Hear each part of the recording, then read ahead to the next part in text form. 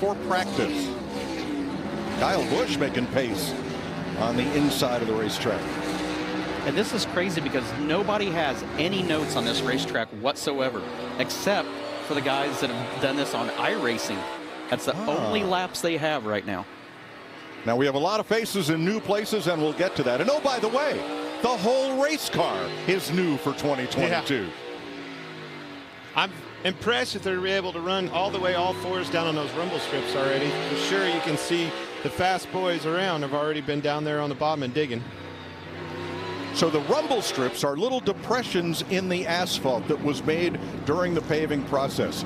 And already we've seen Kyle Busch with 4 wheels under the white line and all down on the paint looking for grip. Now, obviously, they're down there by design to keep these guys from going down there. Everybody going into this anticipated, can we do that? How much grip can we find down there? And you can see them making early lap time. But as I look for this track to gain some lap time and get some rubber burnt into it, you'll see them moving up and find a better grip up there. I think right now it's just they're all exploring. They actually did something I've never seen the Cup Series do. They had a 30-minute track walk like you would see at a Supercross event, and the drivers were walking down there, and you see them taking their feet and dragging their feet across the surface. And that's where these guys, like you see, you're already seeing guys with the left sides or even all 4 below that white line. They felt more grip in their shoes below the line than they did above it. But actually, as the lap times keep picking up here, you're seeing them move up. And I think that's because of the drive off the corner. They can get down there and find some speed getting into the corner, but it makes them get loose and can't, spin the tires up off. You see Kyle Busch there, and he's running some good laps. That's the experience, in my opinion, don't you think?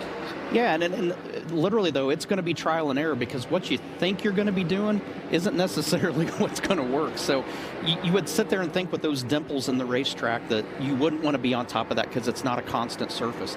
But since the stuff that you're on top of does have grip, I think that's what's going to lead these guys to have that opportunity to go down there. Christopher Bell, he and teammate Kyle Busch and Ty Dillon have pace here in the first couple minutes of practice. And a nice line. And that's the thing, the way this track is shaped, it's not a traditional oval. It kind of looks like an Australian rules football is what it's shaped like. So the entries are kind of open, the exits are kind of open and open up outwards. So it gives these guys an opportunity to move around and can kind of have an arcing, sweeping entry. Bubba Wallace leading a pack that includes Kurt Busch in his new ride, looking for a way to the inside.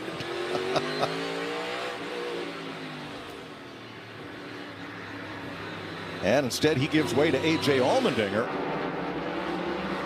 Brad Keselowski.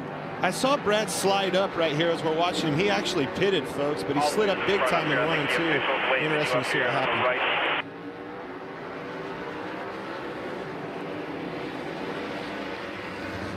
Now, where he is parked is where the cars will stage to leave the track at the end of this 8-minute session.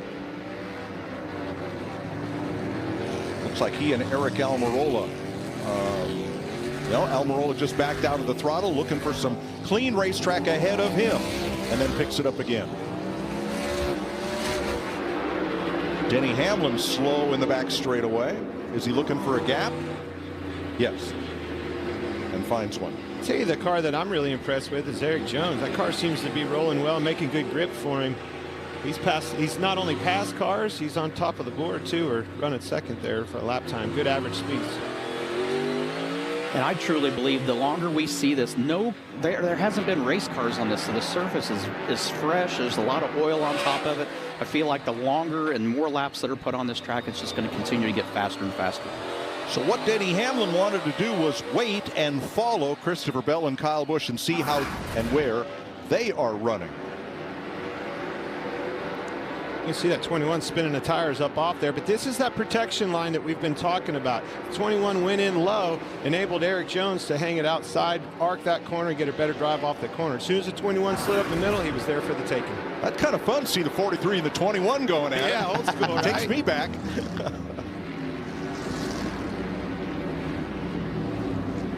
You could see him go across those rumble strips, and when he got on the throttle, it really stepped out.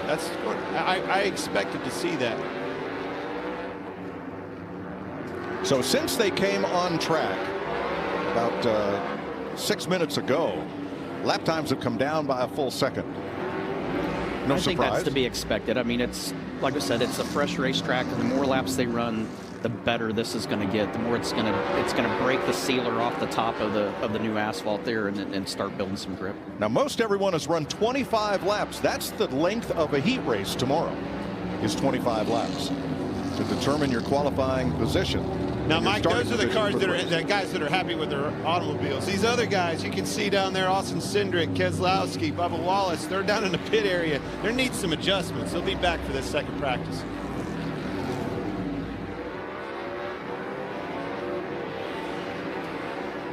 And the hard part about a traditional track is they can't just pull out and go back to the pit area and get ready to come back out. This is done in groups. Right. You have the 8 minutes to use as you please, and then there are 2 more groups waiting. Right down to the inside. Look at those rumble strips there as they roll over them and look for grip mid-corner. So 6 cars have gone to the infield to wait the end of the session. That leaves half a dozen still on track and still searching for speed as Christopher Bell goes to the top of the chart. He and Kurt Busch, Ty Dillon, and Kyle Busch have each run 30 laps. And one would 1 ask, minute. why do those guys already pull off the racetrack? You got to save some tire. We only have 5 sets of tires per team all weekend long. Use them however you want. So these guys are trying to save their tires, make those adjustments, and make it accordingly and use it to the second practice. That's what's going on here. And they're going to run long enough just to figure out what their car's doing. I mean, there's no need, if it's not driving the way you want, you want to have the time and take the time to move around and try to see if you can help make your car drive better. But at the same time, you're not just, once you figure out what it's doing, you're not going to fix it by just continuing to stay on the racetrack. So to your point, you do want to save those tires and not abuse the equipment. Well, 14 seconds is going to be a pretty good bogey. Right now, we only have 2, actually 1 driver. One driver under that mark, and that's Christopher Bell. Kyle Busch is right at it at a 14:06. And that will end session 1 for group 1 of 3 groups. The Gibbs boys looking stout. What a beautiful facility, and what an event we're looking forward to. Practice this morning on FS2, time trials later today on FS1.